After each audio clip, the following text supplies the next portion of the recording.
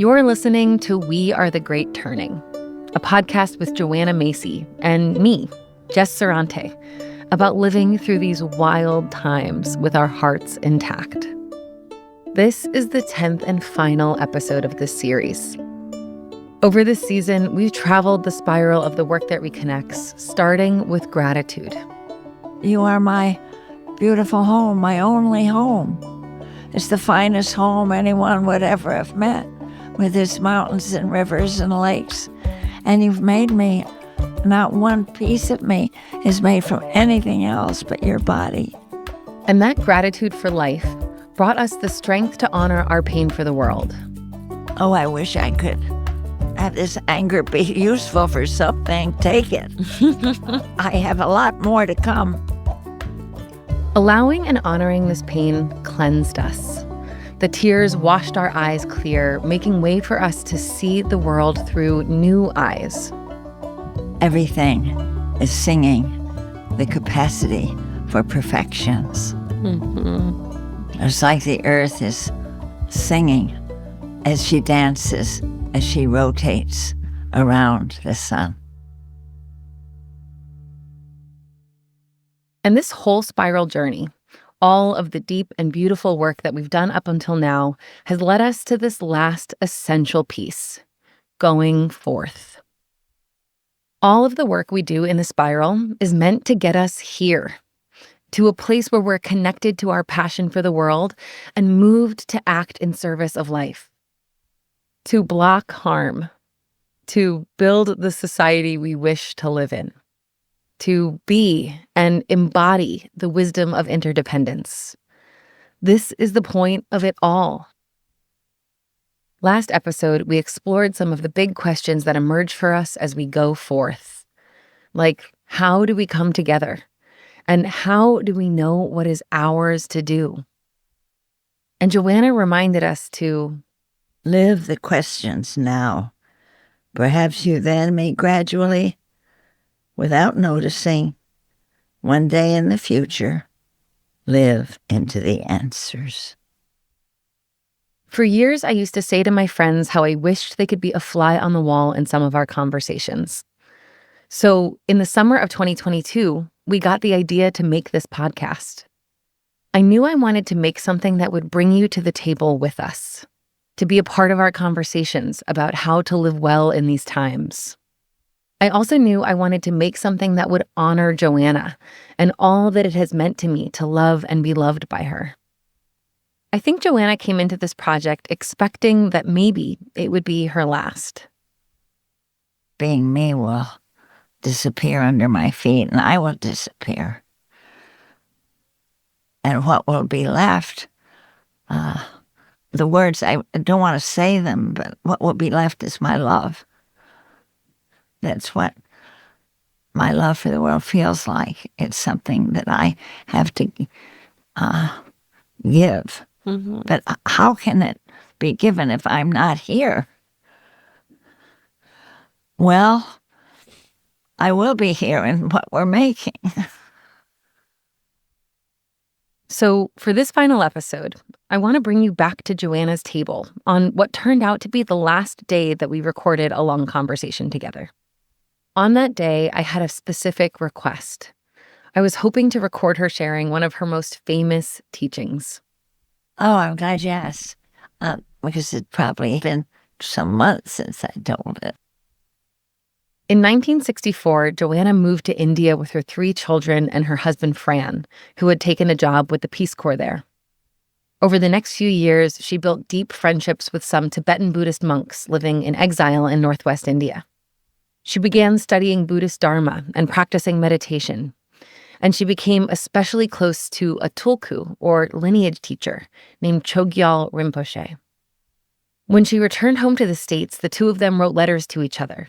Joanna shared with him her pain over Martin Luther King's assassination and the war in Vietnam, and she told him about her anti-nuclear work, which we talked about in episode 7. Over a decade later, she returned to northern India for a visit. So when I saw him in person, he said, I need to know more about your work and about the nuclear thing you're mentioning. So I said, okay, you want to take a walk and I'll tell you. No, when you tell me, I want the whole monastery to hear you. So they gathered, and Joanna stood at a blackboard and began talking about the dangers of nuclear energy and weaponry. Scientists in the West today consider the world, all reality, to be made up of energy and little bundles of energy. They're called atoms. The nucleus holds the biggest binding power in the universe. But if you release it, it makes the biggest explosion in the universe. She talked about the atom bombs that her country, the United States, had dropped on Japan at the end of World War II, and the ongoing threat of nuclear proliferation. This is what our leaders, our admirable leaders, chose to do. This is our culture. We get this capacity to kill, and we kill. This scene is so striking to me. I can picture Joanna talking about some of the greatest horrors human beings have ever committed against each other, with these monks, people who know violence, having been exiled from their home, and who have devoted their entire lives to cultivating compassion. Joanna described the massive chasm she felt between two realities, two astoundingly different versions of who we can be and what we're capable of as human beings. From their cradle, they're given these incredible tools of understanding, cosmic understanding, and the feeling I had, honest to God, was that I was on another planet telling super wise members of this planet, just what had been happening on Earth. After this gathering, Chogyal Rinpoche said to Joanna that he and a few others needed to see her. They had something that they needed to teach her, something that would profoundly change her life. Oh, I just got goosebumps. No, it's entirely appropriate. This has been the goosebump of my life. Wow. It's so powerful that they would say, after 20 years of friendship with you, we see that this is what we need you to do. That we need you to carry this story. And this is why we met, why you were brought to us. What they shared with Joanna is a prophecy known as the coming of the Kingdom of Shambhala. Shambhala is the name of a mythical lost kingdom in Tibet where everyone is enlightened. It's an idea that's fascinated Westerners for at least 2 centuries. It's the inspiration for the legend of Shangri-La, and many different manifestations of Buddhist culture have taken this name, Shambhala. So I'm really happy to tell you this story. It's a prophecy, actually. And especially it seems to fit a certain hunger people have to understand what they feel about what's happening. Joanna began to tell me the prophecy she's probably taught hundreds of times over the last 4 decades, just as it was told to her. There comes a time when all life on Earth is in danger. At that time, great powers have arisen. Barbarian powers, as they're called. And although they waste their wealth in preparations to annihilate each other, they have much in common. And among the things they have in common are weapons of unfathomable destructive power and technologies that lay waste to the world. It is just at this point, when the future of all beings hangs by the frailest of threads, that the Kingdom of Shambhala emerges. Now you can't go there. because it's not a place. It exists in the hearts and minds of the Shambhala warriors.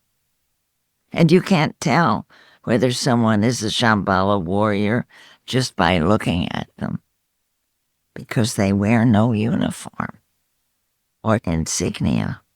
They have no banners to show which side they're on, no barricades on which to climb to threaten the enemy, or behind which they can rest and regroup. The Shambhala warriors don't have any home turf. There is only the terrain of the barbarian powers for them to move on, regroup, and use. Now the time comes when great courage is required of the Shambhala warriors. Moral courage and physical courage. That is because they're going right into the heart of the barbarians' power to dismantle their power and dismantle their weapons.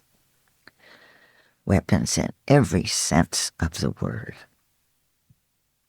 As they make their way into the pits and citadels where the armaments are made, so are they also entering the corridors of power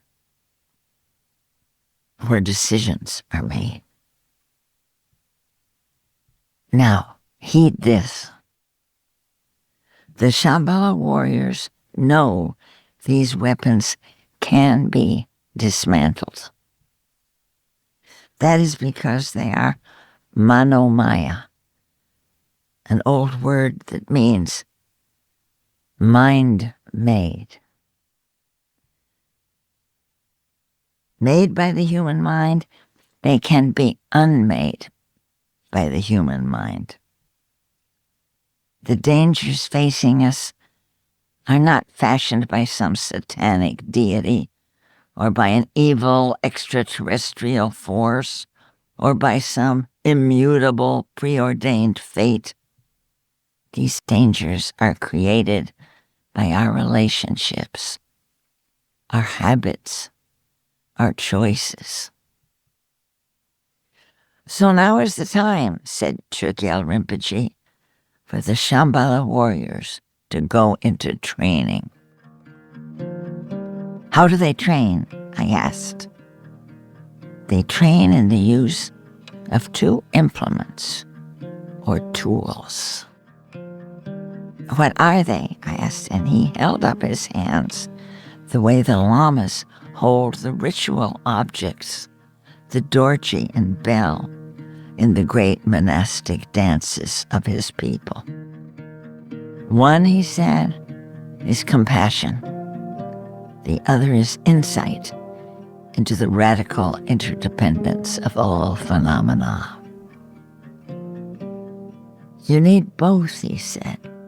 You need compassion because it provides the fuel to move you out where you need to be in order to do what you need to do. It means not being afraid of the suffering of your world. That tool is very hot. By itself, it is so hot it can burn you out. So you need the other tool, the insight that reveals the interbeing of all that is. When that dawns in you, then you know that this is not a battle between good people and bad people, but that the line between good and evil runs through the landscape of every human heart. And you know that we are so interwoven that even our smallest acts have repercussions that ripple through the web of life beyond our capacity to discern. But that knowing is kind of cool. It can seem at times a bit abstract. That's why you need the heat of compassion. That's the essence of the prophecy. If you have watched Tibetan monks or nuns chanting, you've probably seen their hands making gestures or mudras at the same time, and their hands may well be dancing the interplay between compassion and insight, which is there for each of us to embody and use in our own way.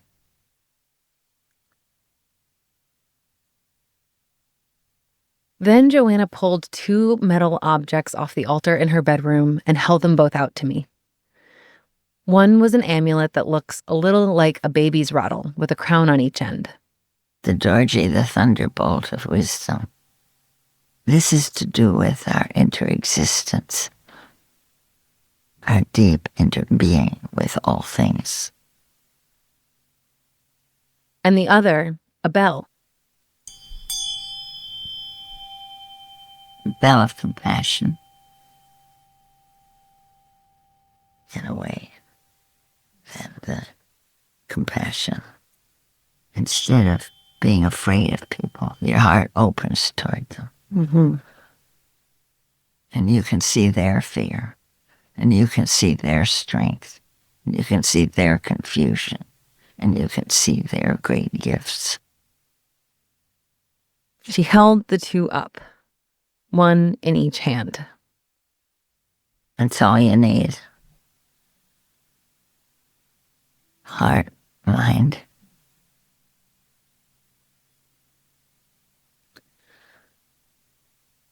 So with these, you're not beset by either fear or hatred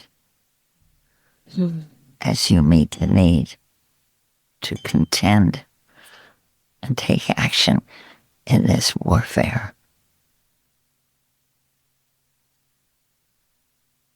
There's something I didn't tell you earlier about the story behind this prophecy.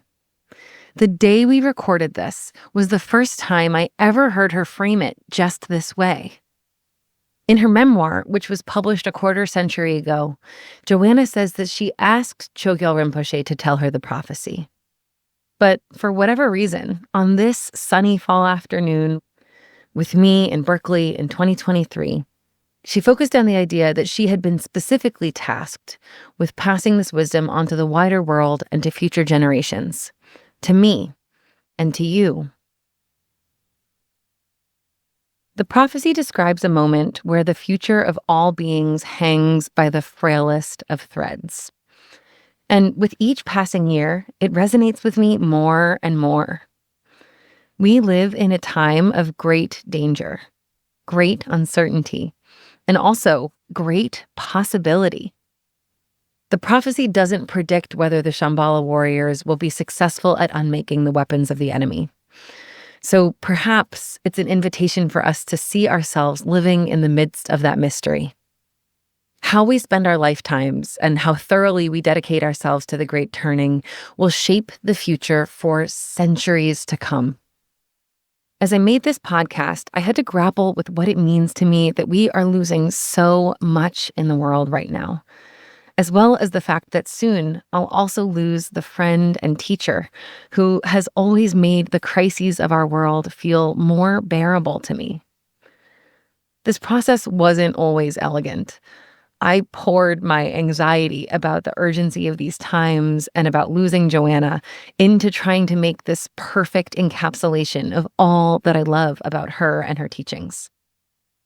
There's something that Joanna has often said about these times of global crisis that for a long time I struggled to feel myself. But making this podcast with her has changed me. And now I can truly say, as Joanna often has, I wouldn't miss this for the world. Before we go, I want to leave you with one last conversation. In it, I get another chance to speak my gratitude to Joanna for all of her wisdom and generosity. And I note that I share this immense feeling of gratitude with so many people who have practiced the work that reconnects and learned from Joanna across decades and around the world. And with so many of you who are listening right now. So as you listen, I hope you'll feel yourself sitting at the table with us.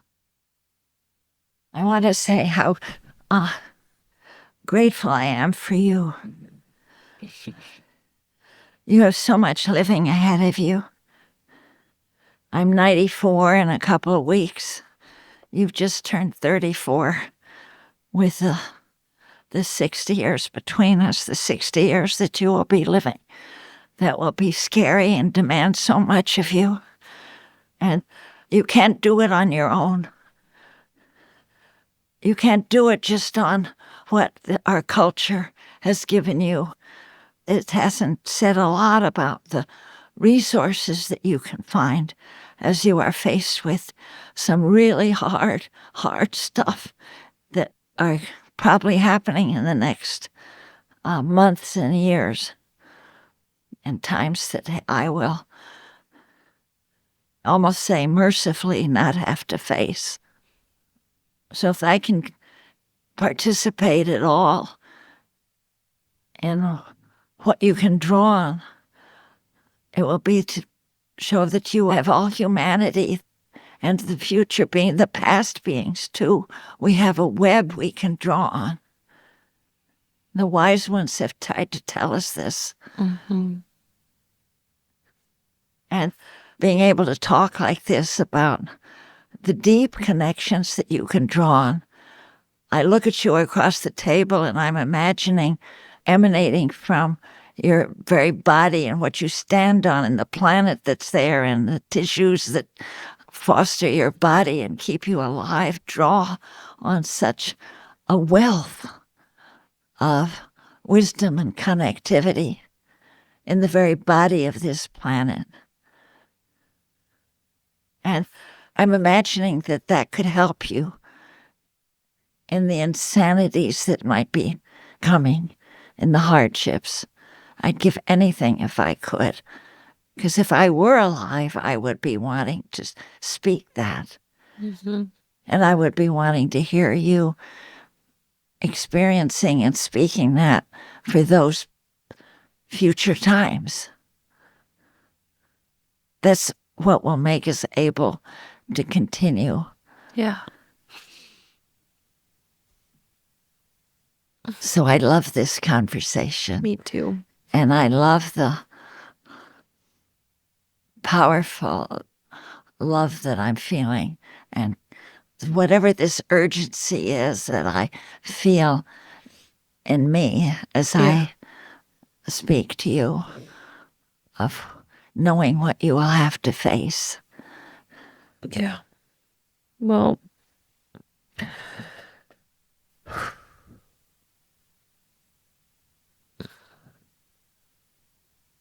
and your courage, your courage that has brought you to want to do this conversation. You are convinced that of some relevance. I am. I am. This is the most obvious thing to do to me of all the things that I could be doing. And it heartens me to hear you say that and to know that when you are my ancestor, when you're no longer with me on this plane, you said you would do anything, and I feel you doing it. And I want you to know that the love and strength and belief that you are giving me now is a resource that I'm going to carry with me for the rest of my life. That our friendship and your mentorship will be with me for those next 60 years or however long I get.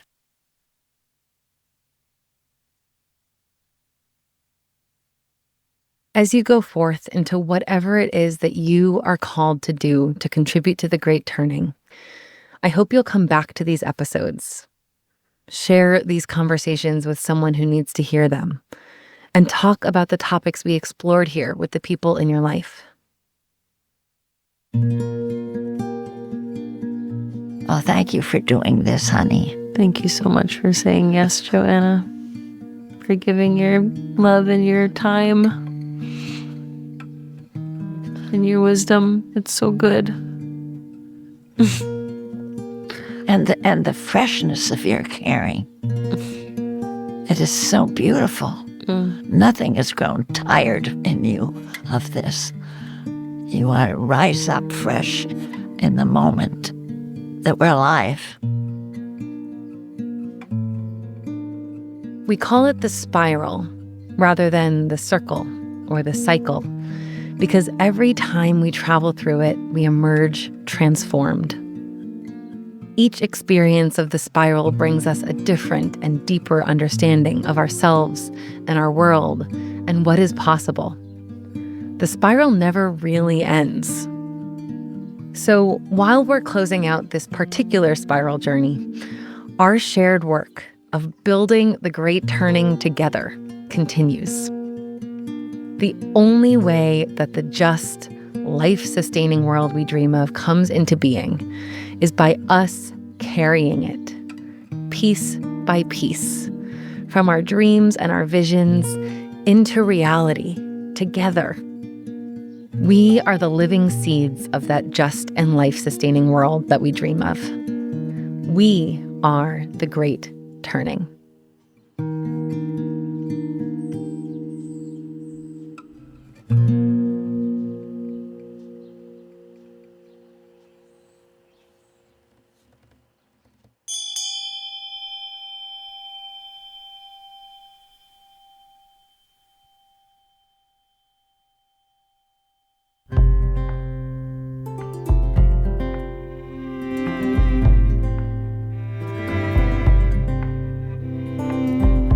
Thanks for listening to We Are the Great Turning.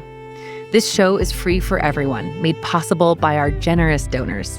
If you'd like to, you can make a donation at wearethegreatturning.com.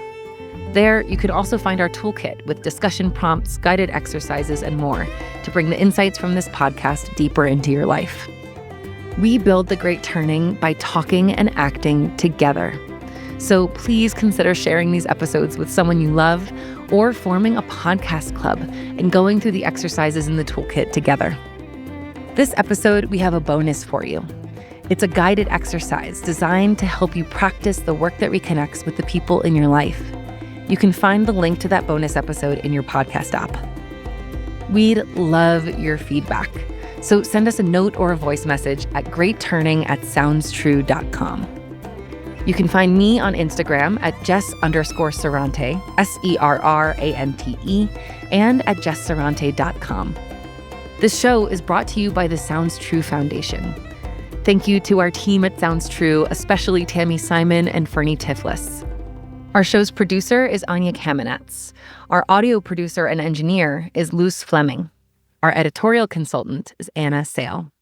Thank you to Rising Appalachia for the use of their songs Resilient, Catalyst, and Novels of Acquaintance. Thank you to all of our generous donors who made this podcast possible. Christopher Hormel, the Best Family Foundation, the Calliopeia Foundation, Barbara Ford, Polly Howells, Linnea Lombard, Kathleen Sullivan, Blaise Dupuis, Miju Han, Gideon Wald, and everyone who contributed to our GoFundMe.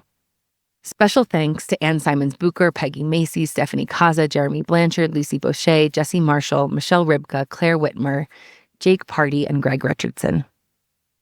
As we wrap up this series, I want to take a moment to offer my thanks to the extended community who have helped make this podcast possible, especially James Baraz, Jim Colgan, Asher Miller, Frida Nixdorf, Peter Tavernisi, and so many more.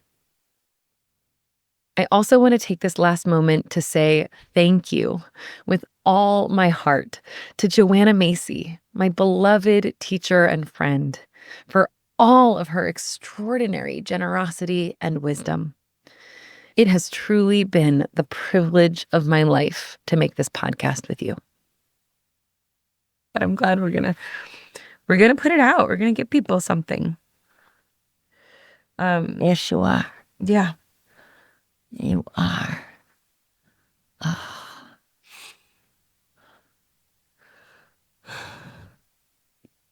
Oh, yeah. Hello, you out there who might get to hear this. You're probably playing in a sand pile now.